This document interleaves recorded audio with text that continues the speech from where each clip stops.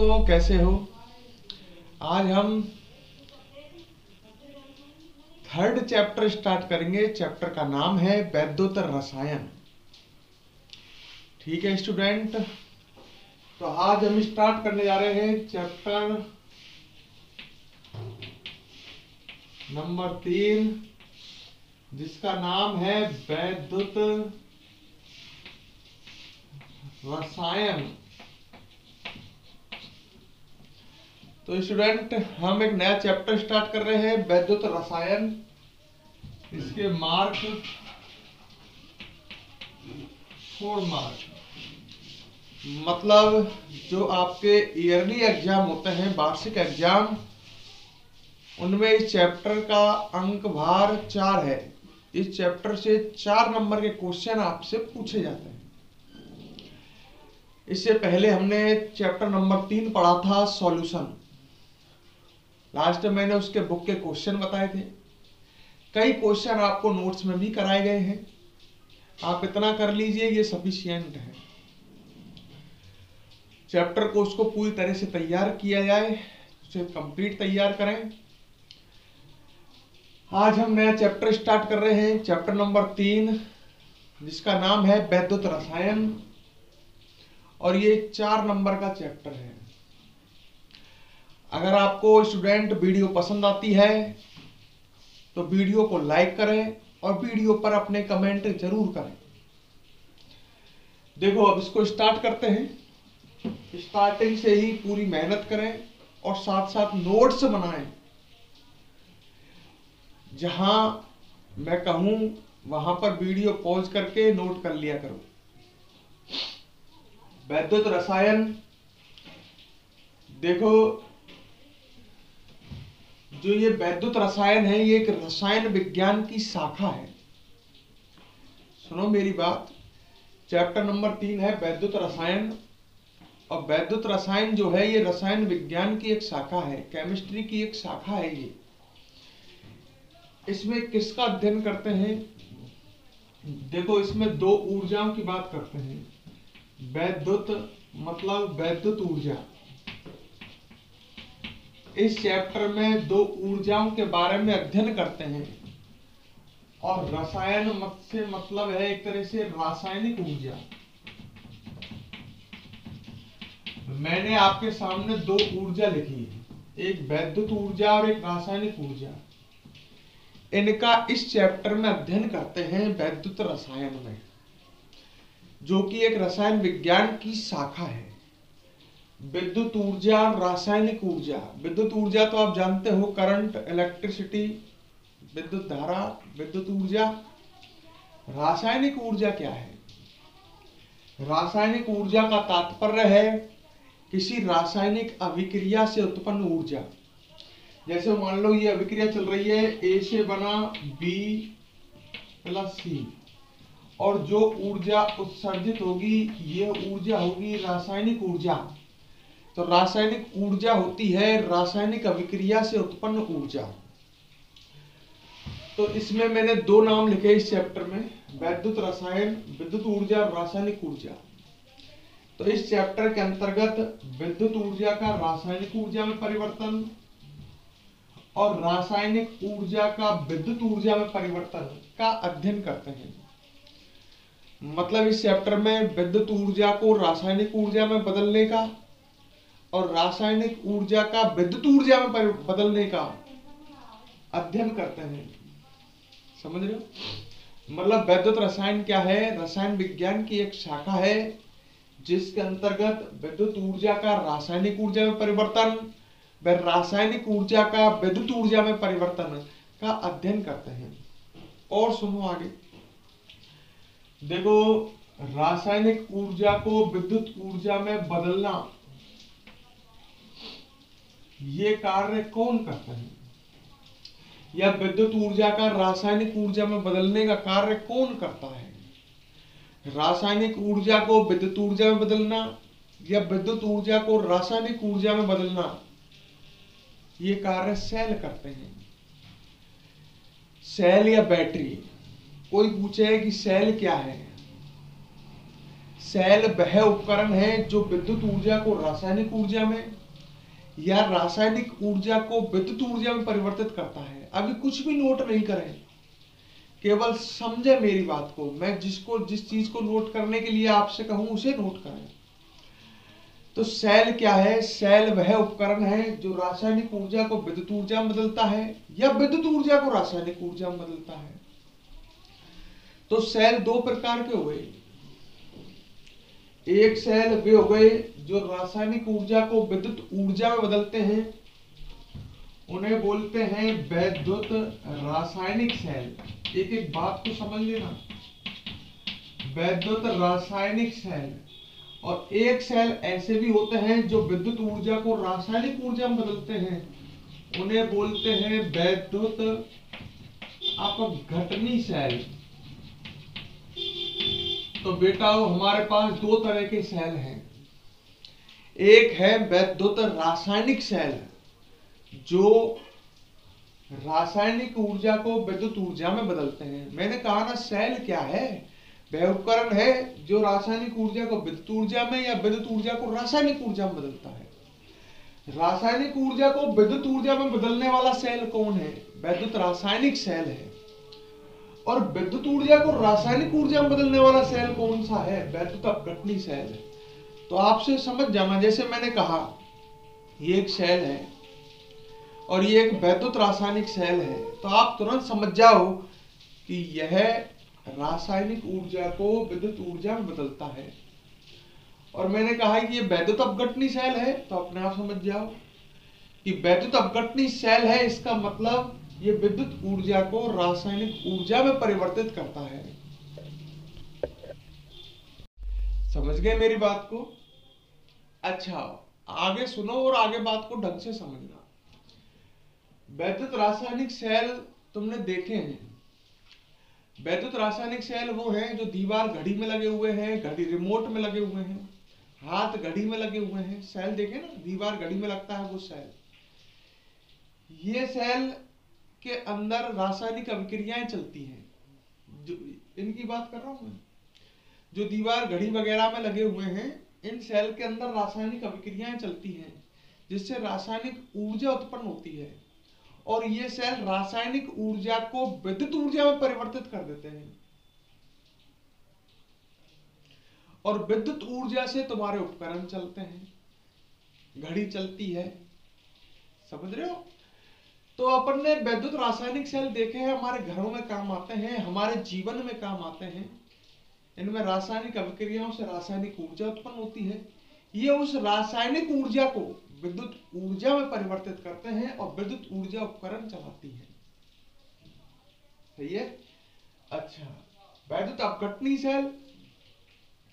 वैद्युत अपघटनी सेल अपने घरों में काम नहीं आते, क्योंकि ये विद्युत ऊर्जा को रासायनिक ऊर्जा में काम कन्वर्ट करते हैं, परिवर्तित करते हैं।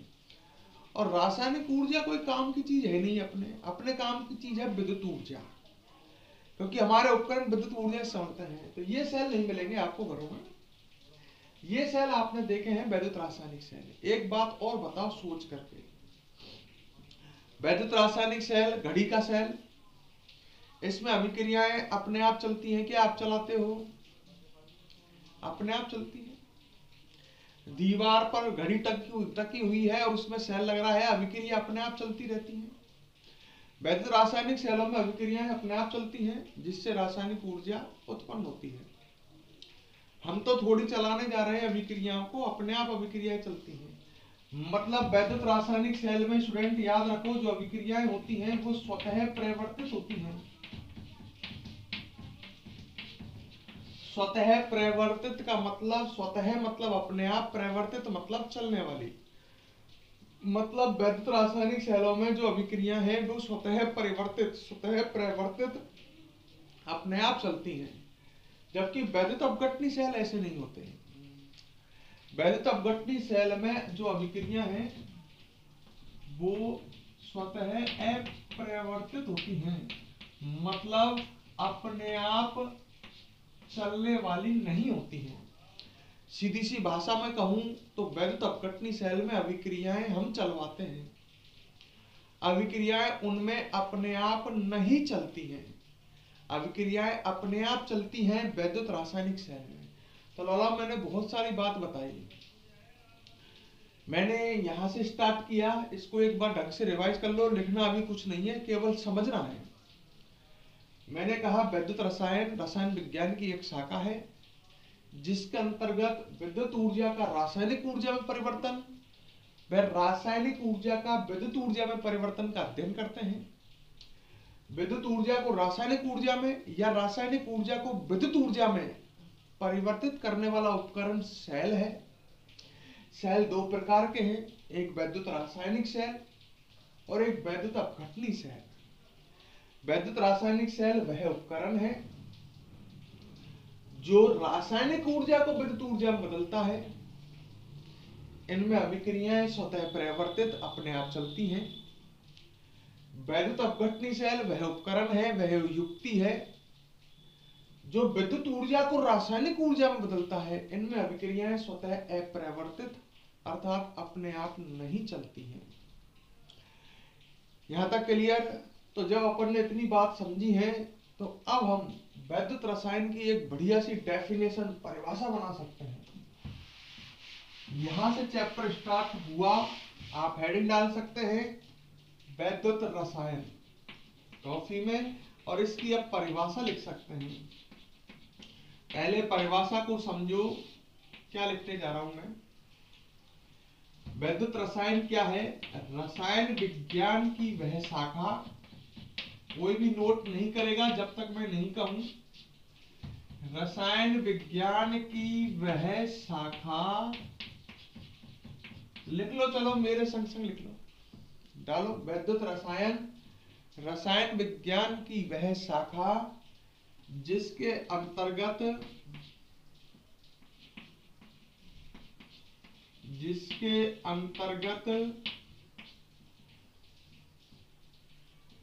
स्वतः प्रवर्तित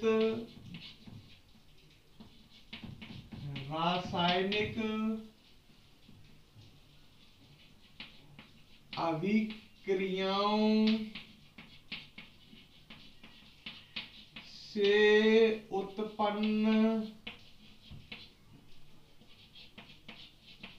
रासायनिक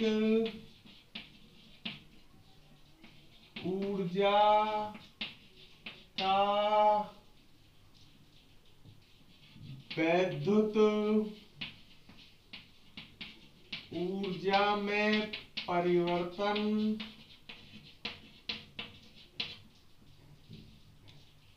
तथा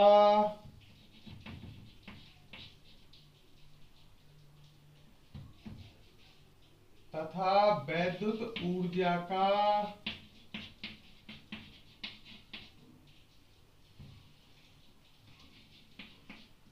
स्वतः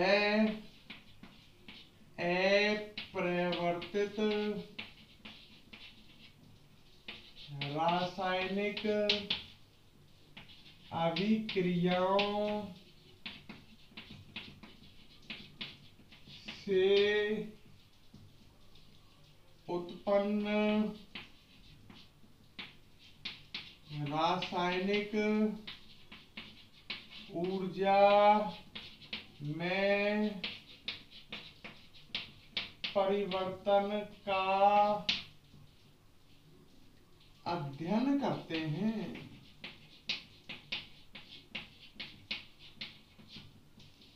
और क्या कहलाती है वैद्युत रसायन? बहुत कठिन और बहुत बड़ी परिभाषा लिखी मैंने।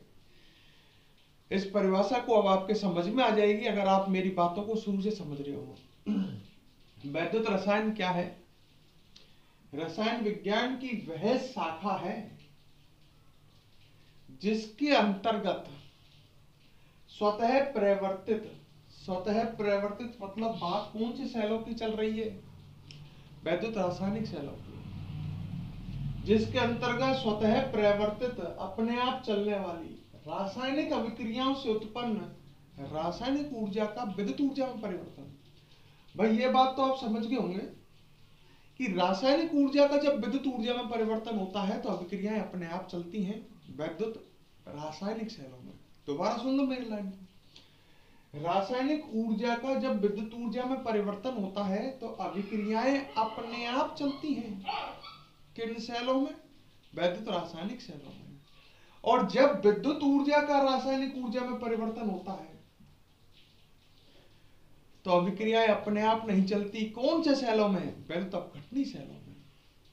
तो यही बात तो लिखी है मैंने एक शानदार परिभाषा बना दी। सब बातों को जो समझाया है उसको एक साथ कनेक्ट कर दिया है कि वैद्युत रसायन क्या है। रसायन विज्ञान की वह शाखा है जिसके अंतर्गत अपने आप चलने वाली रासायनिक अभिक्रियाओं से उत्पन्न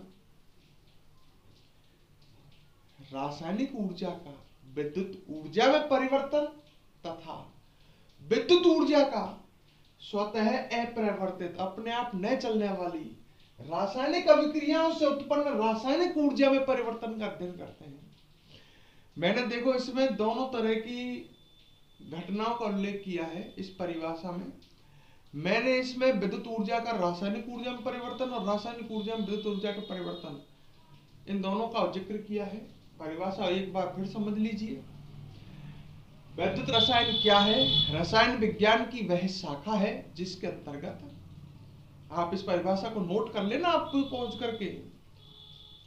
वैद्युत रसायन क्या है? रसायन विज्ञान की वह शाखा है जिसके अंतर्गत स्वतः प्रवर्तित अपने आप चलने वाली रासायनिक अभिक्रियाओं से उत्पन्न रासायनिक ऊर्जा का विद्युत ऊर्जा में परिवर्तन, रुक जाओ, तथा विद्युत ऊर्जा का स्वतः अपरिवर्तित रासायनिक अभिक्रियाओं से उत्पन्न रासायनिक ऊर्जा में परिवर्तन का अध्ययन किया जाता है। वीडियो को पॉज करें, इसको नोट करें, यहां से स्टार्ट करें हेडिंग डाल करके वैद्युत रसायन।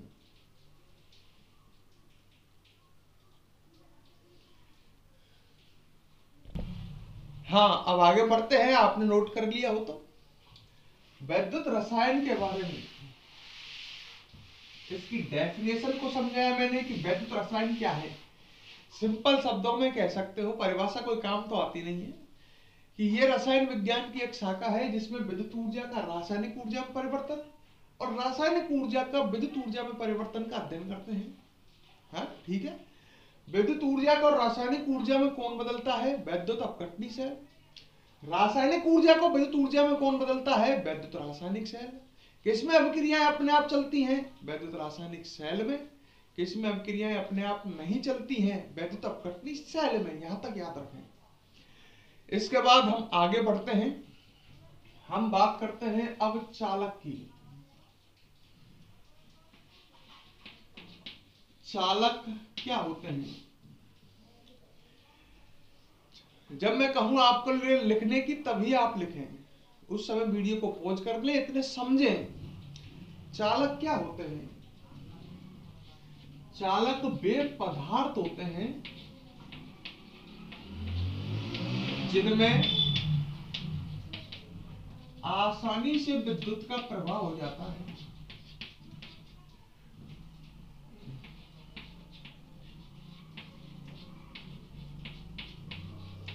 वे पदार्थ जिनमें आसानी से विद्युत का प्रवाह हो जाता है, उन पदार्थों को हम बोलते हैं चालक।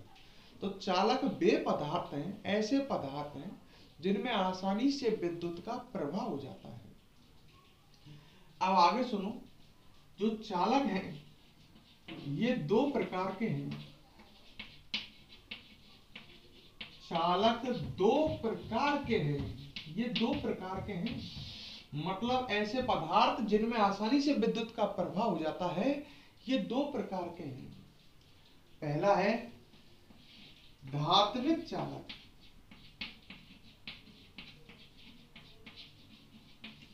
और दूसरा है वैद्युत अपघटनी चालक।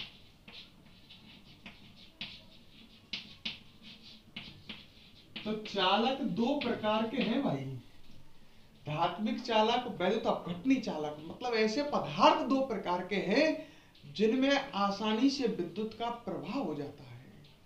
नोट करें, फिर आगे बढ़ते हैं अपन। नोट करते समय वीडियो को पॉज कर लिया करो, रोक लिया करो। तो हम सबसे पहले पढ़ते हैं वैद्युत अपघटनी चालक के बारे में।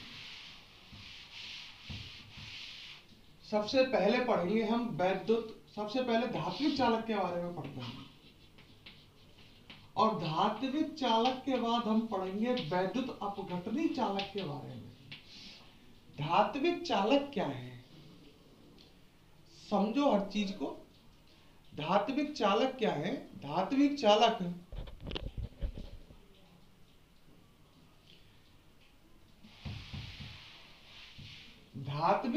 है सभी धातुएं, सभी धातु, जितनी भी धातु हैं वो धात्विक चालक हैं। सभी धातुएं धात्विक चालक हैं। तो कोई पूछे धात्विक चालक क्या है, आप कह सकते हो सभी धातुएं। और धातुओं में विद्युत का प्रभाव मैंने चैप्टर नंबर 1 में समझाया था चालकता बैंड सिद्धांत से। धातुओं में विद्युत का प्रभाव गतिशील इलेक्ट्रॉनों के कारण या मुक्त इलेक्ट्रॉनों के कारण होता है। और धात्विक चालक जब सभी धातु हैं तो हम लिख सकते हैं सभी धातुएं धात्विक चालक हैं। इनमें विद्युत का प्रभाव किसके कारण होता है? गतिशील इलेक्ट्रॉन या मुक्त इलेक्ट्रॉन लिख लो, ज्यादा बढ़िया है। गतिशील इलेक्ट्रॉन के कारण होता है, गतिशील इलेक्ट्रॉनों के कारण होता है।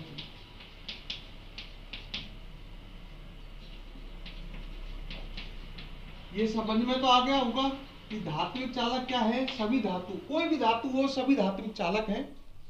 और इनमें विद्युत का प्रवाह किनके कारण होता है? गतिशील इलेक्ट्रॉनों के कारण, ज्यादा बढ़िया है, मुक्त इलेक्ट्रॉनों के कारण होता है।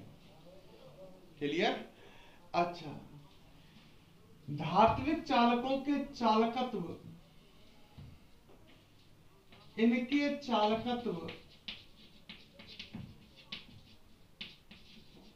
निम्न पर निर्भर करते हैं।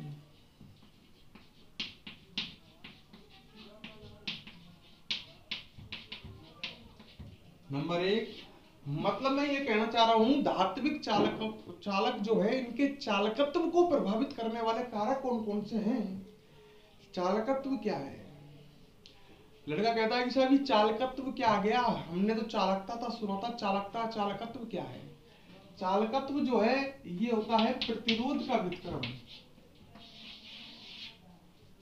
ये चालकत्व है सी, कंडक्टेंस, और ये प्रतिरोध का व्युत्क्रम होता है। तो आप समझ गए होंगे चालकत्व क्या है?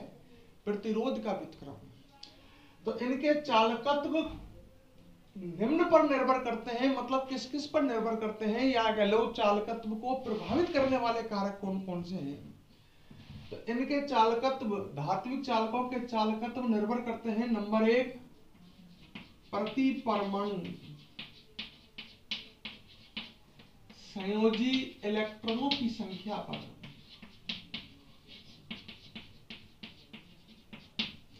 तो पहला कारक जिस पर धात्विक चालकों का चालकत्व निर्भर करता है वो है प्रति परमाणु संयोजी इलेक्ट्रॉनों की संख्या। देखो इधर धातु में पहले ही कहा था चालकता बैंड सिद्धांत में भी अवयवी कण परमाणु होते हैं। प्रति परमाणु मतलब प्रत्येक परमाणु में संयोजी इलेक्ट्रॉनों की संख्या। संयोजी का मतलब है इनके बाह्यतम कक्षा, जैसे ये परमाणु है, ये नाभिक, बाह्यतम कक्षा में उपस्थित इलेक्ट्रॉनों की संख्या, संयोजी इलेक्ट्रॉनों की संख्या, बाह्यतम कक्षा के इलेक्ट्रॉनों की संख्या। तो प्रत्येक परमाणु में उपस्थित संयोजी इलेक्ट्रॉनों की संख्या पर चालकत्व निर्भर करता है।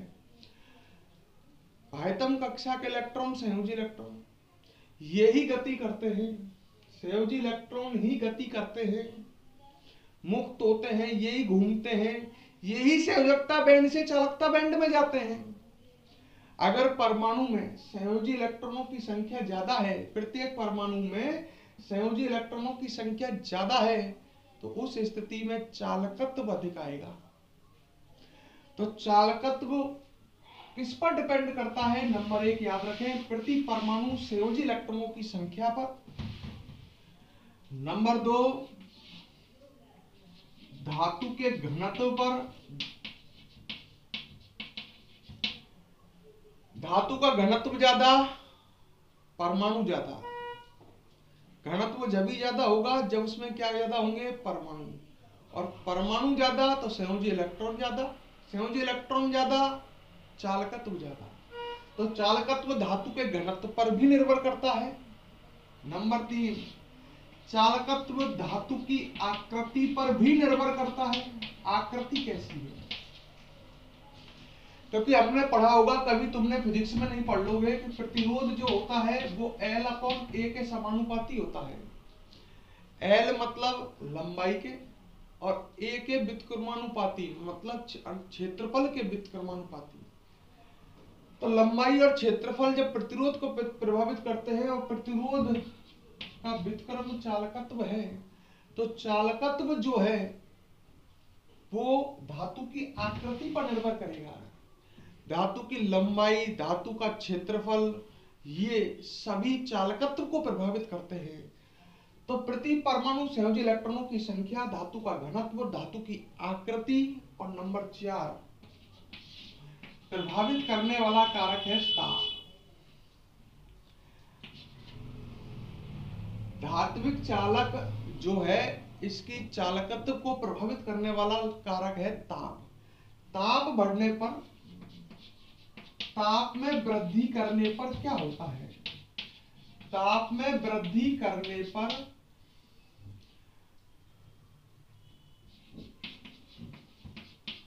परमाण्विक कंपन बढ़ता है। परमाण्विक कंपन बढ़ने से प्रतिरोध बढ़ता है, अतः चालकत्व घटता है।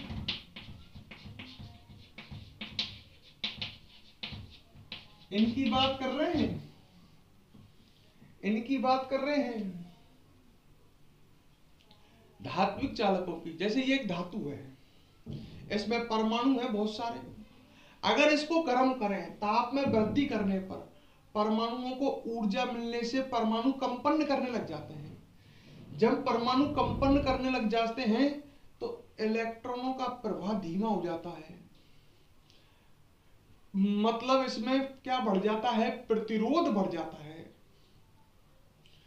भाई धातुओं में मुक्त इलेक्ट्रॉन होते हैं जो गति करते रहते हैं संयोजकता बैंड से चालकता बैंड में। ताप बढ़ाने पर परमाणु का कंपन बढ़ता है और कंपन बढ़ने से प्रतिरोध बढ़ता है, और प्रतिरोध बढ़ेगा तो चालकत्व घटेगा, क्योंकि चालकत्व जो है वो प्रतिरोध का व्युत्क्रम है। तो क्लियर कर लो कि ताप भी चालकत्व को प्रभावित करता है। कोई पूछ ले धात्विक चालकों में ताप का प्रभाव बताइए, तो हम लिख सकते हैं धात्विक चालकों में ताप में वृद्धि करने पर परमाण्विक कंपन बढ़ने से प्रतिरोध बढ़ता है, जिससे चालकत्व घटता है।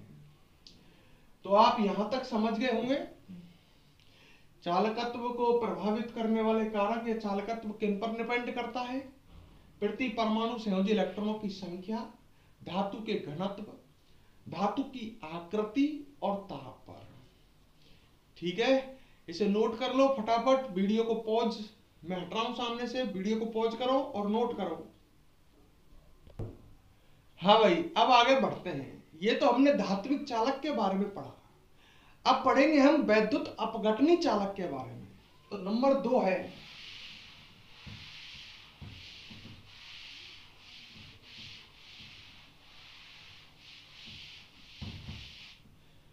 नंबर 2 वैद्युत अपघटनी चालक।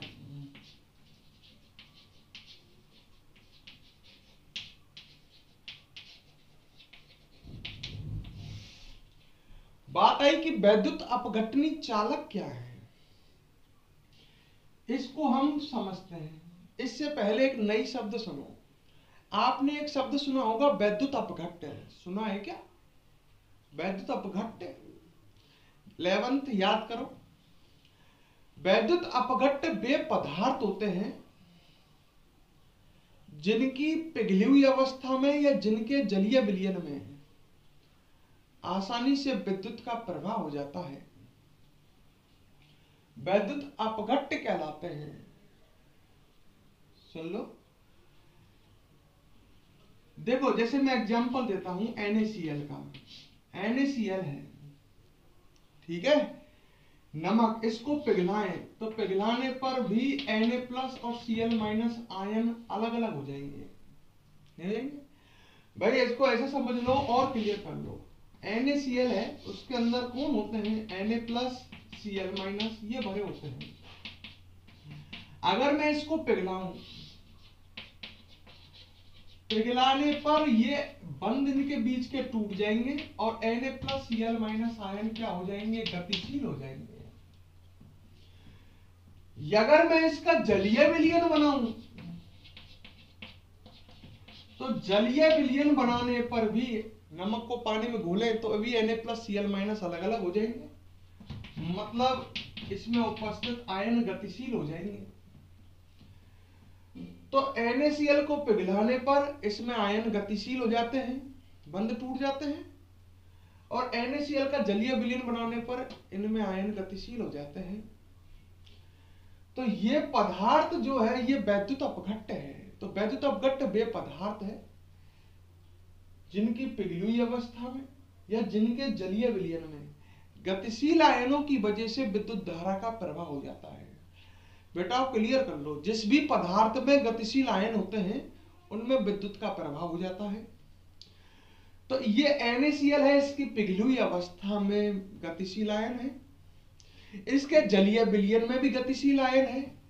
तो NaCl की पिघली हुई अवस्था में और NaCl के जलीय विलयन में दोनों में विद्युत का प्रभाव हो जाता है। ऐसे पदार्थों को वैद्युत अपघट्ट कहते हैं।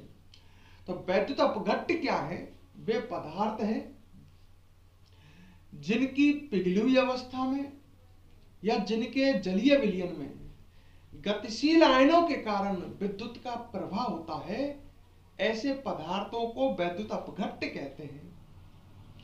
और ये दोनों वैद्युत अपघट्ट की पिघली हुई अवस्था, ये वैद्युत अपघट्ट का जलीय विलयन, ये दोनों कहलाएंगे वैद्युत अपघटनी चालक। तो वैद्युत अपघटनी चालक आप समझ गए होंगे, वैद्युत अपघट्ट की पिघली अवस्था या वैद्युत अपघट्ट का जलीय विलयन। तो यहां से स्टार्ट करो, पहले वैद्युत अपघट्ट को लिखो कि वैद्युत अपघट्ट क्या है। वे पदार्थ हैं जिनकी पिघली अवस्था में, जिनके जलीय विलयन में गतिशील आयनों के कारण विद्युत का प्रवाह हो जाता है, ठीक है। तो हम लिखते हैं कि वैद्युत अपघटनी चालक क्या है। पहले किसकी डेफिनेशन लिखेंगे, वैद्युत अपघट्ट की। वे पदार्थ जिनकी पिघली हुई अवस्था में, वे पदार्थ जिनकी पिघली हुई अवस्था में या जिनके जलीय विलयन में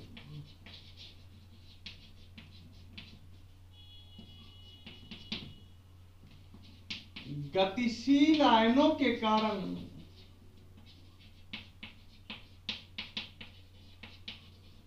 विद्युत का प्रवाह होता है,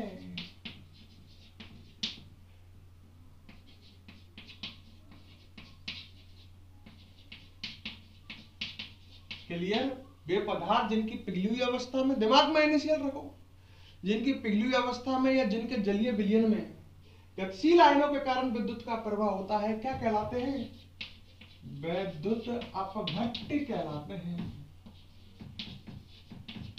क्लियर।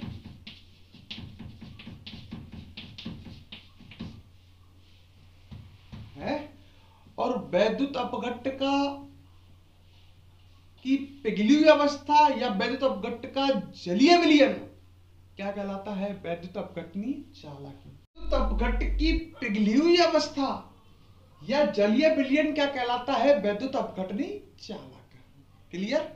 अच्छा, कोई पूछता है वैद्युत अपघट्ट के उदाहरण क्या हैं। वैद्युत अपघट्ट के उदाहरण की वैद्युत अपघट्ट के उदाहरण बताइए। वैद्युत अपघट्ट के उदाहरण हैं सभी अम्ल,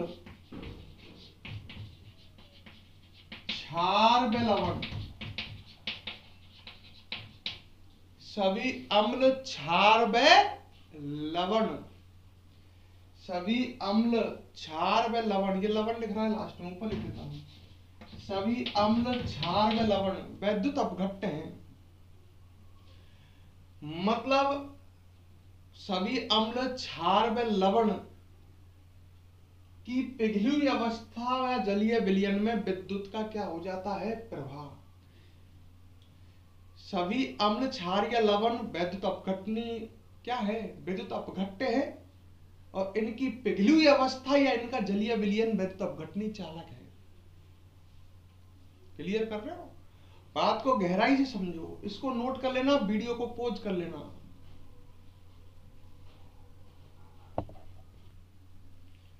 कर लिया नोट? वीडियो को पॉज कर लिया करो, नोट कर लिया करो। आगे बढ़ते हैं।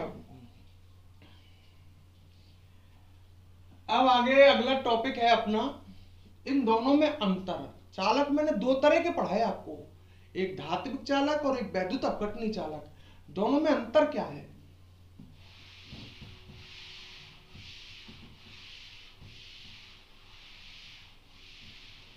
तो अगला अपना टॉपिक है धात्विक चालक। पेपर में यह पूछा जा सकता है आपसे, वैद्युत अपघटनी चालक में अंतर।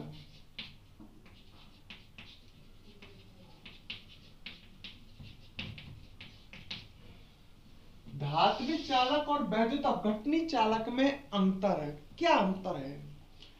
तो ऐसा करते हैं, इधर को लिख लेता हूं मैं धात्विक चालक आपको समझाने के लिए, और इधर लिख देता हूं वैद्युत अपघटनी चालक।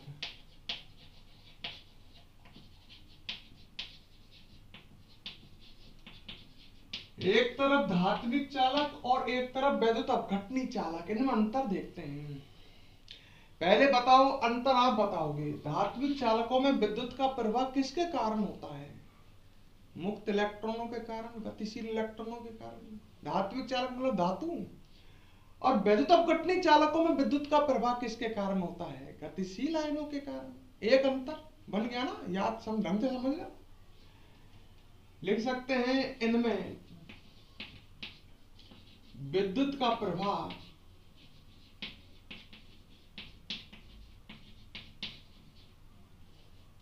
मुक्त या गतिशील लिख लो, मुक्त इलेक्ट्रॉन के कारण होता है, मुक्त इलेक्ट्रॉनों के कारण होता है। ये क्या? और इनमें विद्युत का प्रवाह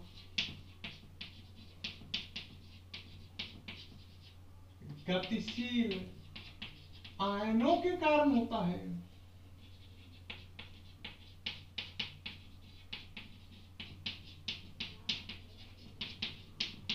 पहला अंतर क्लियर? कोई दिक्कत है क्या? अच्छा, नंबर 2,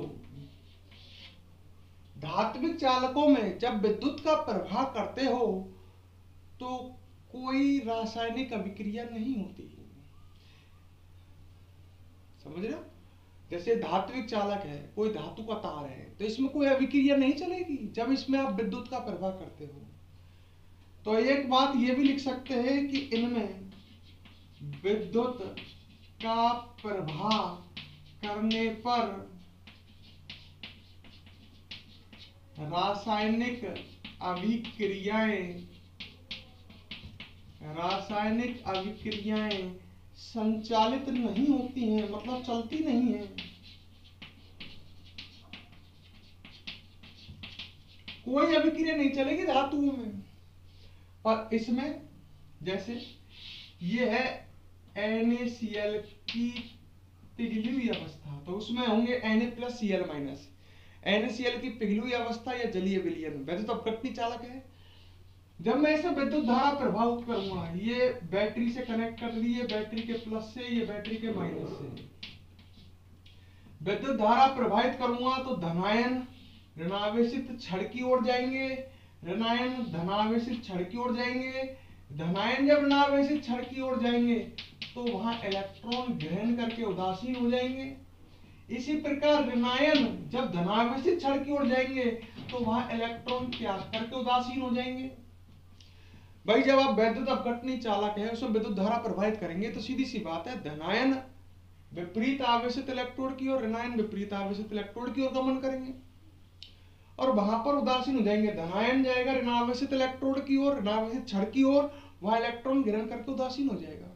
मतलब इनमें तो अभिक्रिया चल रही है, दिख तो रही है।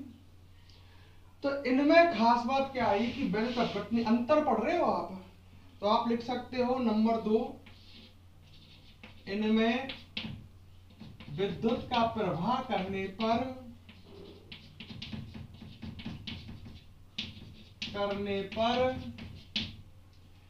रासायनिक अभिक्रियाएं संचालित होती हैं।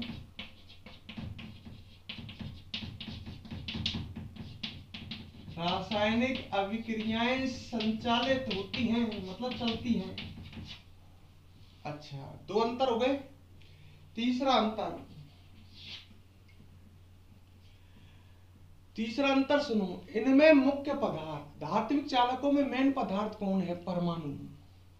धातुएं परमाणुओं से मिलकर के बनी होती हैं। धातुओं में, धात्विक चालकों में मेन पदार्थ कौन है? परमाणु। तो क्या इनमें विद्युत का जब हम प्रवाह करते हैं तो परमाणु का प्रवाह होता है क्या? नहीं, केवल प्रवाह होता है मुक्त इलेक्ट्रॉनों का। तो इनमें हम कह सकते हैं, इनमें विद्युत प्रवाहित करने पर या विद्युत का प्रवाह करने पर मुख्य पदार्थ, और इनका मुख्य पदार्थ कौन है? परमाणु। मुख्य पदार्थ का प्रवाह नहीं होता है। अरे बेटा, इनका मुख्य पदार्थ है कौन? धातुओं का परमाणु है, वो तो प्रवाहित नहीं होता, वो तो गति नहीं करता। इनका मुख्य पदार्थ कौन है? वैद्युत अपघटनी चालकों का धनायन व ऋणायन। जब इनमें विद्युत धारा प्रवाहित करी तो पता मुख्य पदार्थ का प्रवाह हो रहा है नहीं हो रहा? हो रहा है। धनायन ऋणावेशित इलेक्ट्रोड की ओर, ऋणायन धनावेशित इलेक्ट्रोड की ओर गति करते हैं।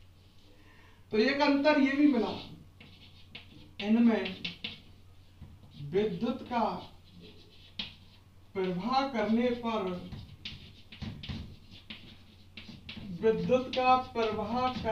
पर मुख्य पदार्थ, यहां मुख्य पदार्थ कौन है? ढंग से समझ लेना, इनमें मुख्य पदार्थ है धनायन व ऋणायन। मुख्य पदार्थ का प्रवाह होता है।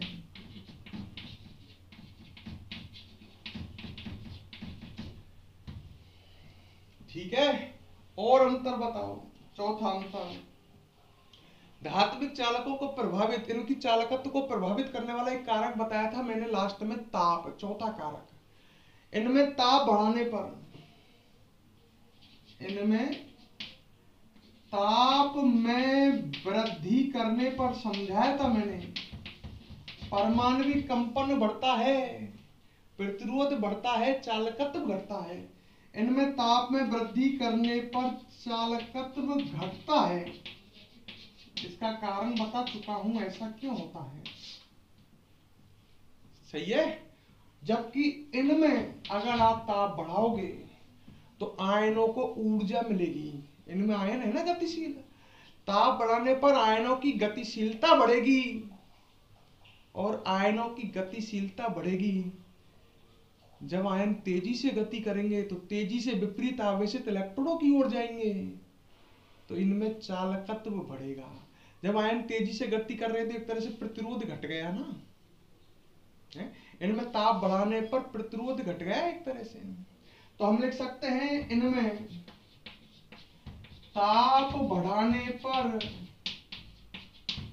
आयनों की गतिशीलता बढ़ने से, आयनों की गतिशीलता बढ़ती है और प्रतिरोध घटता है, बढ़ने से चालकत्व बढ़ता है,